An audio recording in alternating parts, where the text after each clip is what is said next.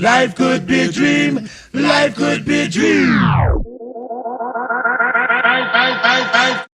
Halo teman-teman semua, perkenalkan nama saya Maria Patricia Meadur dan saya berasal dari kelas 12 IP1. Ini adalah video saya terkait materi jurnal khusus pada perusahaan dagang. Saya harap video saya bermanfaat bagi siapapun yang menontonnya. Happy watching and stay tuned! Sebelumnya kita sudah mempelajari materi terkait tentang perusahaan jasa. Nah, pada materi perusahaan dagang ini kita akan mempelajari materi terkait jurnal khusus. Jadi, jurnal khusus itu merupakan sebuah catatan dalam akuntansi yang digunakan untuk mencatat beberapa transaksi yang tidak ada pada jurnal umum. Nah, apa saja jenis-jenis jurnal khusus? Mari kita pelajari bersama. Baik teman-teman, di dalam jurnal khusus perusahaan dagang kita akan mempelajari 4 jenis jurnal khusus yang berbeda. Apa saja? Yang pertama adalah jurnal khusus penjualan. Yang kedua itu adalah jurnal khusus pembelian. Yang ketiga itu adalah jurnal khusus penerimaan kas. Dan yang terakhir adalah jurnal khusus pengeluaran kas. Nah, untuk mengetahui bagaimana definisinya dan bagaimana contoh transaksinya, kita langsung saja pada inti videonya. Baik teman-teman, langsung saja jurnal khusus pertama yang akan saya jelaskan adalah jurnal khusus penjualan. Seperti yang kita ketahui bahwa jurnal khusus penjualan adalah jurnal khusus yang mencatat setiap transaksi di perusahaan dagang, yaitu transaksi penjualan secara kredit. Ingat, secara kredit. Bagaimana cara kita mengetahui bahwa transaksi tersebut dilakukan secara kredit? Biasanya dalam sebuah transaksi terdapat syarat, seperti syarat 2/10N/30 atau syarat 3/15N/60. Artinya bahwa kita akan mendapat potongan harga atau diskon sebesar 2% jika kita membayar utang kita atau kita membayar piutang kita dalam periode waktu 15 hari atau dalam periode waktu 10 hari, itu tergantung syaratnya bagaimana. Kemudian langsung saja kita lihat pada soalnya bahwa di sini tanggal 8, tanggal 13, tanggal 21 tercatat bahwa itu merupakan bagian dari jurnal khusus penjualan. Di dalam jurnal khusus penjualan, ketika kita menjual barang secara kredit, maka piutang kita pun bertambah. Piutang merupakan bagian dari harta. Harta yang bertambah, maka itu merupakan bagian dari debit. Dan karena kita menjual barang dagangan, otomatis barang kita berkurang. Barang dagangan kita bisa diartikan sebagai bentuk penjualan. Barang berkurang termasuk di harta. Harta yang berkurang, maka ia pun masuk di kredit. Sekarang, let's take a look di contoh soalnya. Pada tanggal 8 dan tanggal 13 dan juga tanggal 21 itu merupakan contoh soal di mana saya sebagai perusahaan dagang menjual barang dagangan saya itu secara kredit karena saya menggunakan syarat.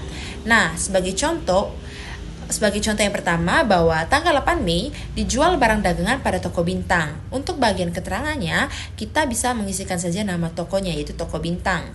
Kemudian kita mengisi syarat, karena syarat yang digunakan pada tanggal 8 itu adalah syarat 3/15N/60. Kemudian kita mengisi piutang dan penjualan. Piutangnya sebesar 20 juta dan penjualannya sebesar 20 juta di kredit ya teman-teman. Seperti yang sudah saya katakan tadi, karena saya menjual barang secara kredit, maka piutang saya pun bertambah sebesar nominalnya itu 20 juta. Dan karena saya menjual, maka barang dagangan saya otomatis berkurang. Artinya itu masuk di bagian kredit sebesar 20 juta. Untuk tanggal 13 dan tanggal 21, contoh soalnya itu hampir sama. Kita tinggal mengubah saja nominalnya sebesar 8 juta dan 12 juta. Jika kita totalkan semua, hasilnya itu adalah 40 juta. After jurnal khusus penjualan, now let's take a look di jurnal khusus pembelian. Nah, sebenarnya apa itu jurnal khusus pembelian? Kalau misalnya di jurnal khusus penjualan, kita menjual barang secara kredit, maka untuk jurnal khusus pembelian, kita membeli barang secara kredit. Nah, seperti saya katakan tadi, bagaimana cara kita mengetahui itu kredit atau tidak? Biasanya ada syarat. Sudah saya jelaskan tadi bagaimana saja atau contoh syaratnya di jurnal khusus penjualan. Sekarang kita masuk di jurnal khusus pembelian.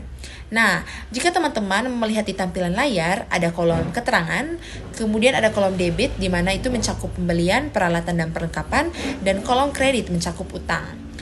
Oke teman-teman, jika kita membeli barang nih secara kredit, maka otomatis yang kita dapatkan itu adalah barang dagangan kan, barang dagangan dari perusahaan lain yang kita beli.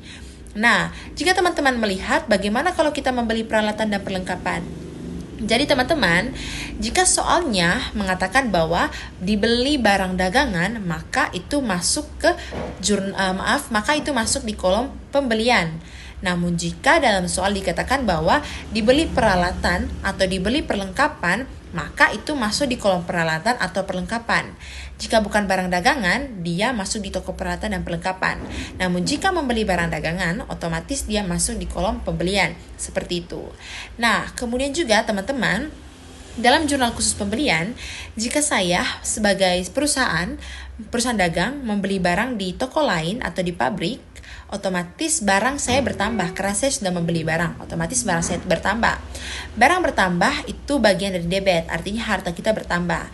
Namun karena saya membelinya secara kredit, otomatis utang saya pun bertambah.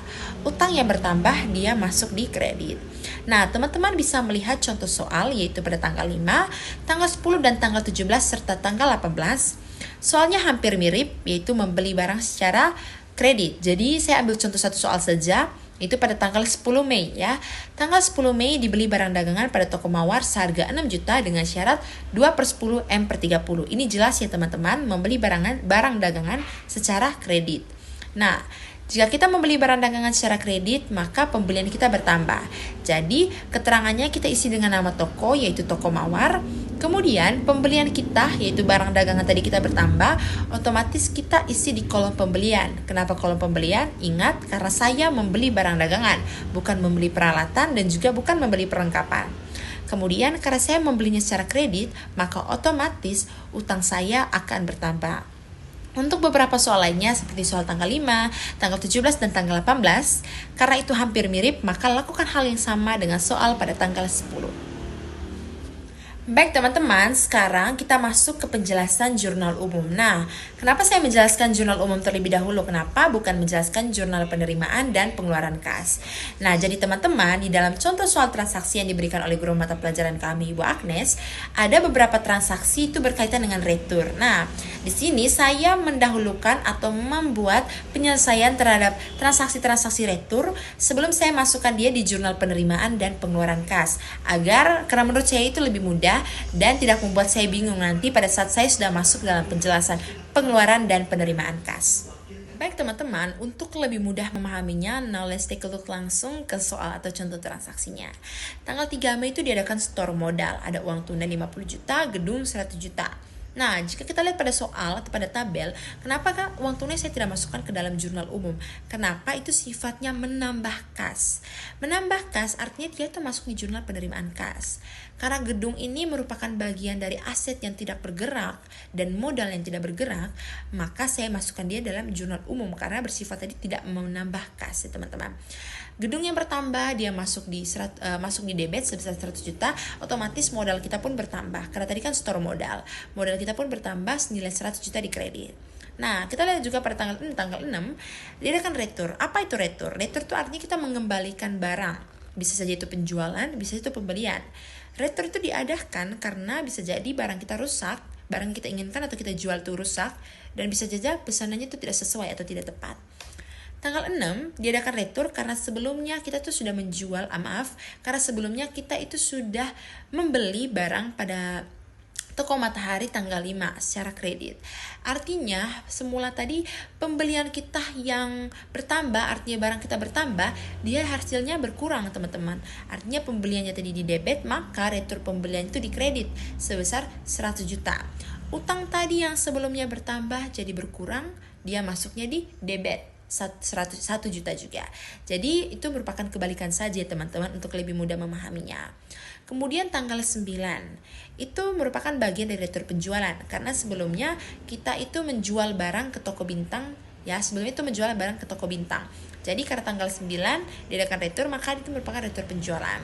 Kita menjual barang, artinya barang kita itu berkurang. Penjualan yang semulanya masuk di kredit, maka pada jurnal ini diadakan retur penjualan atau barang kita itu bertambah, artinya retur penjualan itu masuk di debit. Dan piutang kita yang sebelumnya bertambah, artinya hasilnya berkurang, maka itu merupakan bagian dari kredit. Kemudian tanggal 12, tanggal 16 itu mempengaruhi kas. Kenapa dia tidak mempengaruhi utang dan piutang? Karena dia itu karena transaksi tersebut itu dilakukan secara tunai. Ingat, secara tunai.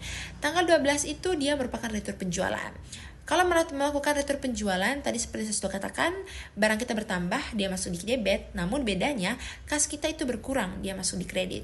Begitupun dengan retur pembelian.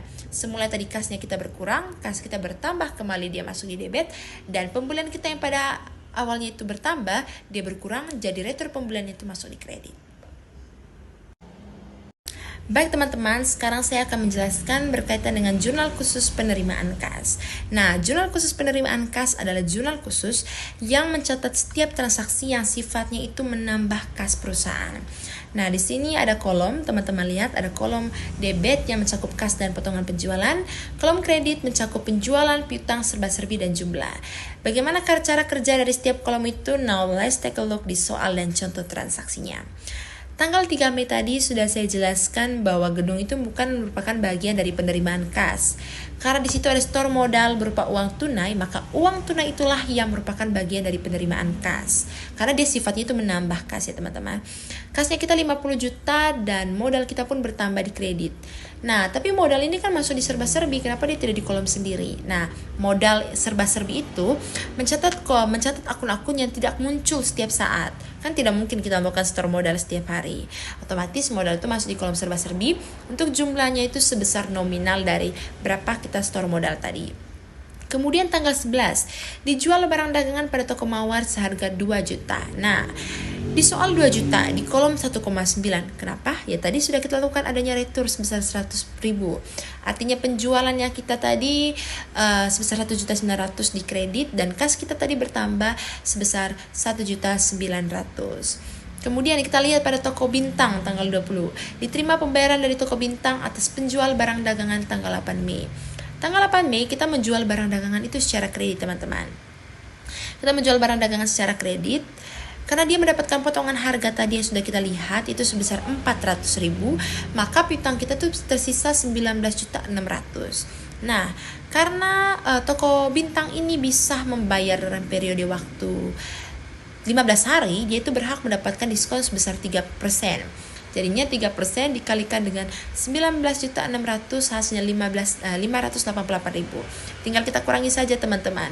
19.600.000 dikurangi dengan 588.000 itu merupakan hasilnya itu kita masukkan dari jumlah kas sebenarnya ada. Jadi jumlah kasnya itu ada 19.012.000. Kemudian kita lihat pada toko bintang, kita menjual barang dagangan tanpa kredit ya teman-teman. Artinya kita menjual langsung. Dijual barang dagangan pada toko bintang, artinya penjualan kita juga barang kita tadi yang ada berkurang, dia masuk di kredit sebesar 1 juta, tapi kas kita bertambah karena kita menjual barang dagangan, artinya bertambah masuknya di debit. Kemudian yang terakhir kita lihat tanggal 26 Mei diterima pembayaran dari toko mawar atas penjual barang dagangan tanggal 21 Mei. Tanggal 21 Mei kita menjual barang dagangan secara kredit ya sebesar 12 juta. Maka piutang kita pun bertambah karena kita menjualnya secara kredit. Kemudian karena dia itu membayar masih dalam periode waktu 10 hari, dia berhak mendapat potongan harga sebesar 2%. Jadi 12 juta dikali dengan 2% sama dengan 240.000. Tinggal kita kurangi, maka jumlah kas kita itu sebesar 11.760.000. Untuk mengetahui apa itu benar atau tidak, bisa lihat di kolom itu balance. Terima kasih. Baik teman-teman, finally kita masuk di jurnal khusus yang terakhir adalah jurnal khusus pengeluaran kas. Nah, kalau misalnya jurnal khusus penerimaan kas sifatnya itu menambah, maka otomatis jurnal khusus pengeluaran kasnya itu sifatnya itu kita mengurangi kita punya kas. Kita mengurangi kas yang ada di perusahaan. Kenapa bisa berkurang? Bisa saja jika kita membayar utang. Bisa juga kita melakukan pembelian ya teman-teman. Pembelian tadi contohnya bisa dengan kredit dan juga bisa dengan tunai. Oke teman-teman, untuk lebih mudah memahaminya, teman-teman melihat kolom. Di kolom itu ada kolom debit, ada kolom kredit. Kolom debitnya itu ada pembelian, ada utang, ada peralatan dan serba-serbi. Kolom kreditnya itu ada kas dan juga potongan pembelian. Untuk mengetahui setiap fungsi dari kolom-kolom tersebut, langsung saja kita masuk pada contoh transaksi. Baik, contoh transaksi tanggal 14 Mei, dibayar utang pada toko Matahari atas pembelian barang dagangan tanggal 5 Mei. Nah, semula awalnya pembelian itu kan sebesar 15 juta. Namun karena adanya retur tadi sebesar 1 juta, maka otomatis utang yang 15 juta jadi berkurang sebesar 14 juta yang ada di kolom debit. Kemudian karena dia membayarnya itu sesuai dengan syarat, dia itu berhak mendapatkan potongan harga sebesar 280.000. Jadi kita tinggal kurangi saja jumlah utang dan potongan pembelian, maka yang tersisa dikasih itu sebesar 13.720.000. Kemudian toko Rani, dibeli barang dagangan pada toko Rani seharga 800.000.